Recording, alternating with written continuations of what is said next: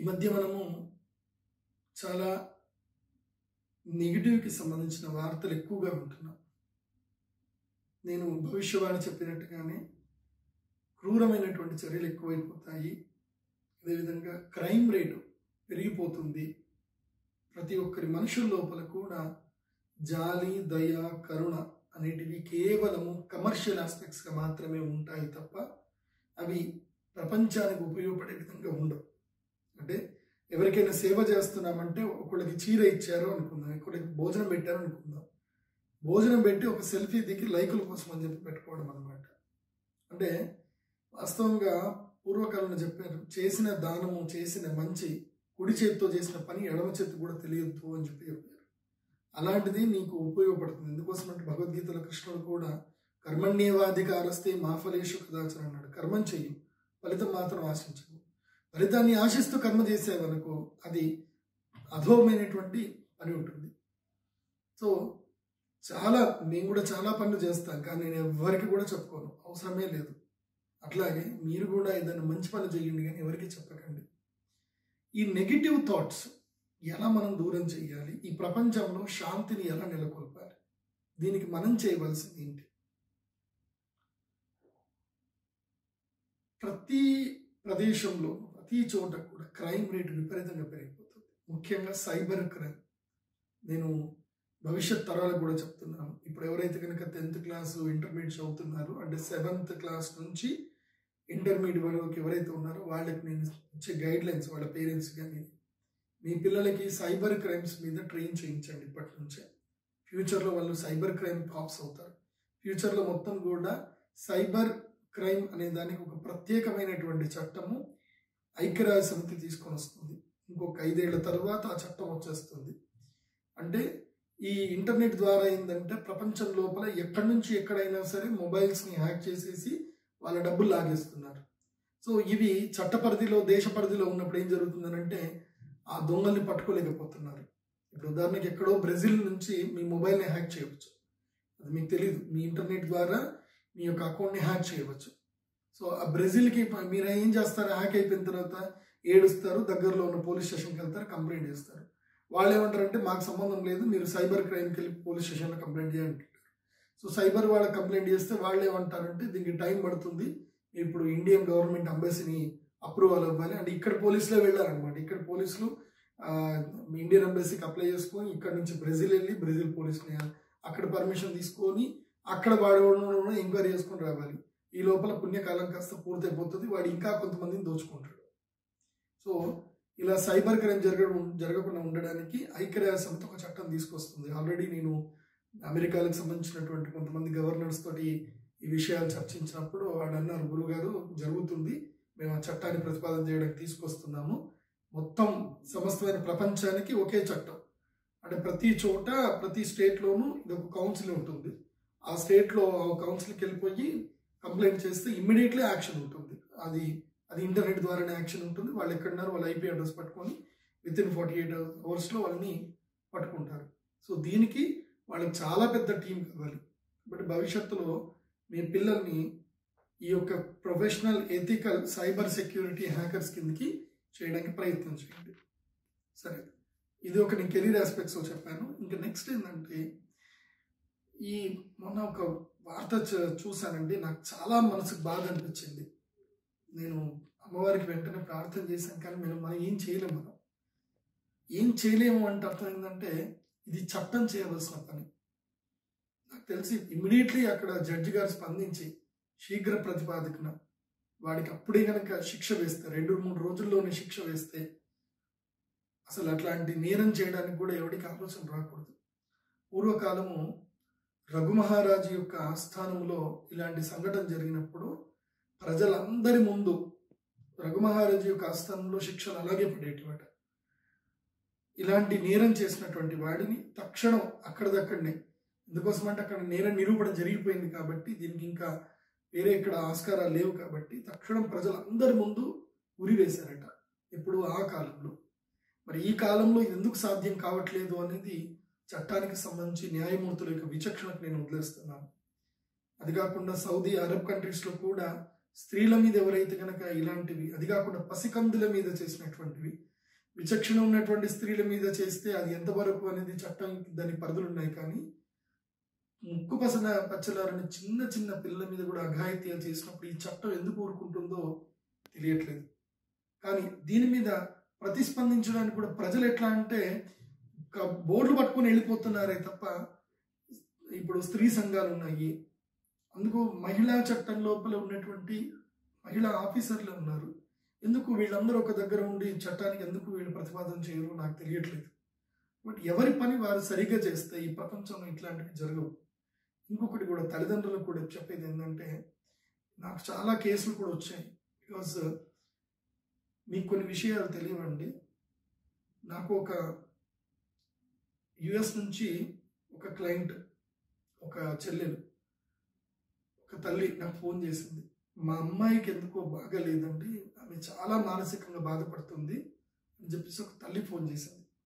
Marital life అస్సలు enjoy చేయట్లేదు ఆమెకి సూసైడల్ టెండెన్సీ ఎక్కువగా వస్తున్నాయి, ఆమెకి సైకోసోమాటిక్ డిసీజ్లు వచ్చాయని చెప్పేసి వాళ్ళు బాధపడుతూ నాకు ఫోన్ చేశారు.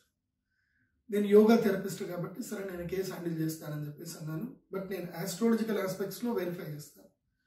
ఆస్ట్రాలజికల్ ఆస్పెక్ట్స్లో వెరిఫై చేసినప్పుడు నేను అమ్మాయిని అడిగాను, అమ్మాయి నీకు 12వ సంవత్సరంలో లేదా నీకు 9 నుంచి 12 సంవత్సరంలో ఏదైనా ఒక క్రూయల్ అటాక్ ఏమైనా జరిగిందా, ఏదైనా అబ్యూస్ అటాక్ జరిగిందా, నువ్వు చెప్పు అని అంటే ఆ అమ్మాయి ఇమ్మీడియట్లీ ఫోన్ పెట్టేసింది. గురుగారు నేను తర్వాత మాట్లాడతాను మీతోటి. నాకు అర్థం కాలేదు, నేను తప్పుగా మాట్లాడానేమో అని అనుకున్నాను నేను. కానీ ఒక అరగంట తర్వాత ఆమె ఫోన్ చేసింది, గురుగారు నేను అక్కడ మా చుట్టాలందరూ కూడా ఉన్నారు, నేను మాట్లాడలేకపోయాను, ఇప్పుడు చెప్తున్నాను గురుగారు, ఈ విషయం మీకు తప్ప మా అమ్మ నాన్నకి ఎవ్వరికి తెలియదు గురుగారు. చిన్నప్పుడు మా అమ్మ నాన్న ఉద్యోగరీత్యా వెళ్ళేవాళ్ళు, నన్ను పక్కింట్లో వదిలేసి వెళ్ళేవాళ్ళు, నన్ను పక్కింట్లో వాళ్ళు నన్ను అబ్యూస్ చేశారు, అప్పుడు నాకు చాలా ఇబ్బంది కలిగింది, అప్పటి నుంచి నేను భయపడుతూనే ఉన్నాను అని చెప్పేసి చెప్పింది. అంటే ఆ చిన్న వయసులో జరిగినటువంటి ఒక సంఘటన, భయము పెరుగుతూ పెరుగుతూ ఆ భయం పెరుగుతూ ఎక్కడ చూసినా ఎవరిని చూసినా ఇంకా భయం అన్నమాట. ఇంకా ఏ మగవాళ్ళని చూసినా ఏది చూసినా సరే, మంచి వాళ్ళని చూసినా ఏది చూసినా భయం అనేది లోపల పట్టేసుకొని ఆఖరికి అది ఒక సైకోసోమాటిక్ డిసీజ్ కింద వెళ్ళిపోతున్నాయి. సో ఇది జరగడానికి కారణం ఎవరమంటే మనమే, సమాజంలో ఉన్నటువంటి మనమే దీనికి కారణం. వాళ్ళ సినిమాని ప్రోత్సహించడం, స్త్రీలు అర్ధనగ్నంగా బట్టలు వేసుకొని ఉంటే వాళ్ళని మనం ప్రోత్సహించడం, వాళ్ళని మనము ఒక తారాగణమని ఒక పెద్దగని చెప్పి ప్రోత్సహించడం, మనమంతా మాయా జీవనంలో బతుకుతున్నాం. మాయా జీవనం. ఎవడో పాట పాడుతున్నాడు, ఎవడో డ్యాన్స్ చేస్తున్నాడు, ఎవడో డ్యాన్స్ నేర్పిస్తున్నాడు, డ్యాన్స్ చేసేవాడికి డ్యాన్స్ రాదు, పెదాలు ఆడిస్తున్నాడు కానీ వాడు పాటలు పాడట్లేదు, పాటలు పాడేవాడి పాడే ఒక పాట ఎవడో మ్యూజిక్ వాడిస్తున్నాడు. సో ఇలా ఎన్నో కాంబినేషన్స్ కలిసి ఒక పాటను చూసి ఆ పాటకి మనము ఏమైపోతున్నామంటే పాటకు కానీ సీన్స్ కానీ ఈ సినిమా అనేది ఒక మాయ. ఈ ప్రపంచంలో మొత్తం మనం దాదాపు మనము ఇవాళ మొబైల్ పట్టుకొని కూర్చుంటున్నాం, వీడియోలు చూస్తున్నాం, అన్నీ మాయ. ఎవరెవరిదో ఎక్కడెక్కడో జరుగుతున్నటువంటి అన్నీ తీసుకొని మన యొక్క బ్రెయిన్లో నింపుకుంటున్నాం. మనకి భగవంతుడు ఈ యొక్క బ్రెయిన్ అద్భుతమైనటువంటి జ్ఞాపక శక్తిని, స్మృతిని ఎందుకు ఇచ్చాడు అంటే, స్మృతి అంటే జ్ఞాపక శక్తి. మంచిని చూడు, ప్రకృతిని ఆస్వాదించు, ప్రకృతిలోని గొప్ప గుణాలను తిలకించు, అలా చేస్తూ వెళ్ళు, కానీ నెగిటివ్ని చూసే ప్రయత్నం కూడా చేయకు అని చెప్పేసి అని భగవంతుడు మనకి ఈ స్మృతిని ఇచ్చాడు. ఈ స్మృతి ఎంత గొప్పది అంటే మనకి భగవంతుడు ఇచ్చినటువంటి జ్ఞానము, ఇది మరణించదు. మీరు మళ్ళీ జన్మలెత్తుతున్నా ఈ స్మృతులు అలాగే ఉంటాయి. ఈ స్మృతులు ఎక్కడికి కూడా చనిపోవు, జ్ఞాపకాలు చనిపోవు, అది గుర్తుపెట్టుకోండి. ఇవి ఎక్స్పీరియన్స్ అవుతుంది, సోల్ ఎక్స్పీరియన్స్ అవుతుంది. సో జన్మలకు అది కంటిన్యూ అవుతుంది. కాబట్టి నెగిటివ్ మీ జీవితంలోకి రావద్దు అని అంటే ఈ మొబైల్లో క్రూయల్ సంబంధించినవి చూడడం మానేయండి. క్రూయాలిటీకి సంబంధించి ఏవైతే హింసాత్మకమైనటువంటి ఘటన చూడడం మానేయండి. మొదలు హింసాత్మక ఘటన చూసినప్పుడు భయం వేస్తుంది, దాన్ని కంటిన్యూగా చూస్తున్న కొద్దికి ఆసక్తి పెరుగుతుంది, ఆ తర్వాత అవి చెయ్యాలనేటువంటి ఒక ఆలోచన పెరుగుతుంది. ఎప్పుడైతే మనము ఈ హర్రర్ సినిమాలు మొదలు చూసినప్పుడు భయం ఉండదు, తర్వాత రాను చూసి ఆ దయ్యాల మీద ఇష్టం పెరిగిపోతుంది, వాటి మీద జాలి దయ్య పెరుగుతుంది.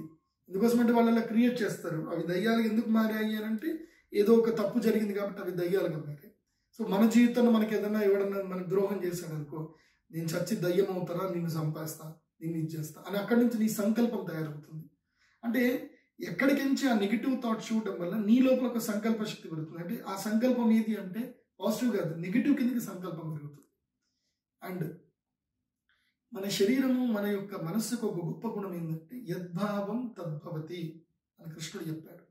యాదృశీ భావన యస్య సిద్ధిర్భవతి తాదృశి. నువ్వు ఎట్లా ఆలోచిస్తావో నీకు భవిష్యత్తు అలాగే ఏర్పడుతుంది. నీ ఆలోచన విధానంగా నీ భవిష్యత్తు నీకు ఏర్పడుతుందని కృష్ణుడు చెప్పాడు. కాకపోతే ఇట్స్ టేక్ టైం. అందుకోసం అంటే అది నేచర్ వరకు వెళ్ళాలి, తిరిగి రావాలి. సో దానికి సంబంధించినవి అన్నీ కూడా నేచర్ తయారు చేయాలి. ఇవాళ నేను సడన్గా నేను ఇంట్లో కూర్చున్నప్పుడు నాకు ఒక సెంట్రల్ నుంచి ఒక పెద్ద లీడర్, సెంట్రల్లో ఇప్పుడు ఉన్నటువంటి అధికార పార్టీకి సంబంధించిన కీలకమైన వ్యక్తి నా ఇంటికి ఒక మనిషిని పంపించారు. నేను ఆయనకు ఫోన్ చేయలేదు. నిజంగా చెప్పాలంటే నేను ఫోన్ చేసి తీసుకున్న అపాయింట్మెంట్ దొరకదు నాకు. ఆయన అపాయింట్మెంట్ కావాలంటే 3 సంవత్సరాల దాకా వెయిట్ చేయాలి. అలాంటి గొప్ప ఆయన తన యొక్క కార్యదర్శిని నా దగ్గర పంపించాడు మాట్లాడడానికి. అంటే ఇది నేను ఎప్పుడో ఒక 5 సంవత్సరాల క్రితం నేను రిలీజ్ చేసిన థాట్ ప్రాసెస్ ఇవాళ నాకు పాజిటివ్గా నా దగ్గరికి వచ్చింది. So however you think positive, you will get the energy from the universe in that positive. Think positive, always think positive, be positive and always be with the positive. మీ యొక్క circumstances అన్నీ కూడా పాజిటివ్గా ఉంచుకోండి. చక్కగా ఇంట్లో మొక్కలు పెంచండి, పువ్వులను పెంచండి, పువ్వులను తెంచకండి, ఆ పువ్వులను ప్రేమించండి, చెట్లను ప్రేమించండి. ఇంట్లో ఏవైనా జంతువులను చిన్నగా కుక్కలు కానీ ఏమైనా ప్రేమగా పెంచుకోండి. అక్కడ మీరు మీ యొక్క ప్రేమ అనేటువంటి భావనని మీ లోపల పెంచుకోండి. ఎవరిని ద్వేషించకండి. ఎంతది జరిగినా ద్వేషం చేయకండి. ద్వేషించడం వల్ల మీకే నష్టం తప్ప ఎదుటి వ్యక్తికి నష్టం జరగదు. బికాజ్ మీకొకటి బాధ కలిగింది అంటే మీరు పడుతున్నారు అనేది ఒక ఏదైతే థాట్ ప్రాసెస్ రిలీజ్ చేస్తున్నారో నేచర్ కంపల్సరీ అది రిసీవ్ చేసుకుంటుంది. నేచర్ ఉన్నటువంటి లా ఈ ప్రపంచంలో ఇంకేది లేదు. నేచర్ ఈజ్ ద గ్రేటెస్ట్ లా. భగవంతుడే ఒక గొప్ప జడ్జి, ఆయన న్యాయశాస్త్రవేత్త. ఆయనని మనం ఏమీ చెప్పలేం. మనం వాద ప్రతివాదనలు కూడా అక్కర్లేదు. నువ్వు బాధపడుతున్నావు, నీ బాధలో నిజం ఉంది, ఆయన తీసుకుంటారు. దానికి కారణమైనటువంటి వాళ్ళకి ఇమ్మీడియట్గా అక్కడ ఆర్డర్స్ వెళ్ళిపోతాయి. అత్యుత్కటై పాపపుణ్యై ఇహైవ ఫలమశ్నుతే అని శాస్త్రం చెప్పారు. అంటే అత్యంత క్రూరంగా జరిగినటువంటి పాపపుణ్యాలకు ఇమ్మీడియట్గా ఫలితం ఉంటుందని చెప్తారు. కాబట్టి భగవంతుడు అనేటువంటి వాడు ఉన్నాడు అని ఒక విశ్వాసం పెట్టుకుంటే తప్పకుండా ఆయన శిక్షిస్తాడు. చేసిన తప్పులకు ఆయన గ్యారంటీగా శిక్షిస్తాడు. పశ్చాత్తాపడుతున్నారా లేదా, ఎంత ఉంది, అన్ని బేరీ చేసుకుంటుంది నేచర్. నేచర్ని మనం ఏ విధంగా తప్పుపట్టలేము. నేచర్ అంటేనే భగవంతుడు, శక్తి. దానికి మీరు ఏదైనా పేరు పెట్టుకోండి. ఒకళ్ళు నన్ను అడిగారు, యేసుక్రీస్తు, అల్లా, కృష్ణుడు, రాముడు, గణపతి, శక్తి, దుర్గా ఇవన్నీ ఒకటేనా, వేరు వేరా గురుగారు అని అడిగారు. నేను ఒకటే అడుగుతాను, AC, fan, light, motor car ఇవన్నీ ఒకటేనా అంటే కాదు. కానీ ఇవన్నీ నడిచేది విద్యుత్తోటే కదా, శక్తితోటే కదా. అట్లాగే కనబడ్డానికి అన్ని వేరు వేరే, కానీ అంతర్గతంగా విలీనమైనటువంటి శక్తి ఒక్కటే. భగవంతుడు ఒక్కొక్కరిని ఒక్కొక్కరి ద్వారా తన యొక్క పనులు చేయిస్తాడు. ఇప్పుడు మన శరీరమే ఉంది. మన శరీరంలో అన్నిటికీ మూలాధారము ప్రాణం. ఆ ప్రాణం వ్యక్తపరచడానికి మూలాధారము న్యూరాన్ సిస్టమ్. ఆ న్యూరాన్ సిస్టమ్ వ్యక్తమయ్యేది 5 రకాల పంచజ్ఞానేంద్రియాలు: perception of eyes, perception of taste, and perception of inhaling, smelling, and the touch, and reproduction system, and there are many things in the system, 11 systems in a physiological system. So ప్రతి దాని పని ప్రతి దానిదే, కానీ అన్ని చేయిస్తున్నది ఒక ప్రాణశక్తి. Neuron system ద్వారా ప్రాణశక్తి చేయిస్తుంది. అట్లాగే ఈ ప్రపంచానికి ఒక సోల్ ఒకటి, but system is there are many systems to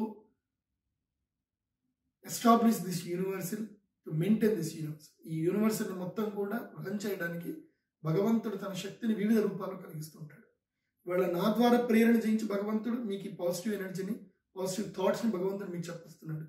ఇది ప్రదీప్ జోషి చెప్తున్నాడు అనుకుంటే మీ మూర్ఖత్వము, నేను చెప్తున్నాను అనుకోవడం నా మూర్ఖత్వం.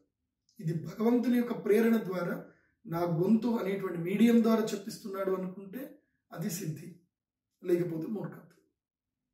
కాబట్టి కృష్ణుడు భగవద్గీతలో క్లియర్గా చెప్పాడు, నెగిటివ్స్ ఆపేయండి, నెగిటివ్ న్యూస్ని స్ప్రెడ్ చేయకండి. ఆ స్ప్రెడ్ చేయటం వల్ల ఇంకా నెగిటివ్ పెరిగిపోతుంది తప్ప అది తగ్గదు. కాబట్టి చట్టానికి అక్కడ పోలీస్ ఆఫీసర్లు కానివ్వండి, ఐజీలు కానివ్వండి, వాళ్ళు కూడా మానవ స్వభావం ఉంటుంది, మానవీయత స్వభావం ఉంటుంది. వాళ్ళ చట్ట పరిధిలో వాళ్ళు తప్పకుండా చేస్తారు అని మనం నమ్ముదాం. దానికోసం ఏం చేద్దామంటే మనం అంతా కూర్చొని అమ్మవారిని ప్రార్థిద్దాం, మెడిటేషన్ చేద్దాం. ఎందుకోసం అంటే అమ్మవారికి మించిన మహాశక్తి ఇంకేదీ లేదు. ఆ పాపకి జరిగినటువంటి సంఘటనకు ఏం చేస్తాం మనం? నిరాహార దీక్షలు చేసినా ఏది చేసినా జడ్జిలకు వాళ్ళ పరిధులు వాళ్ళ చట్టాలు వాళ్ళకు ఉంటాయి. వాళ్ళు న్యాయాధికార ప్రకారంగా వాళ్ళకి సాక్ష్యాలు ఆధారాలు కావాలి. Emotions never works in the కోర్టులో క్లియర్ చెప్తారు. అందుకోసమే కోర్టులో కళ్ళ గంతలు కడతారు. అంటే ఎమోషన్స్ నెవర్ వి సీ, మాకు ఎమోషన్స్ పనిచేయవు, వీ నీడ్ డాక్యుమెంట్స్, మాకు చట్టాలు ఆధారాలే కావాలి.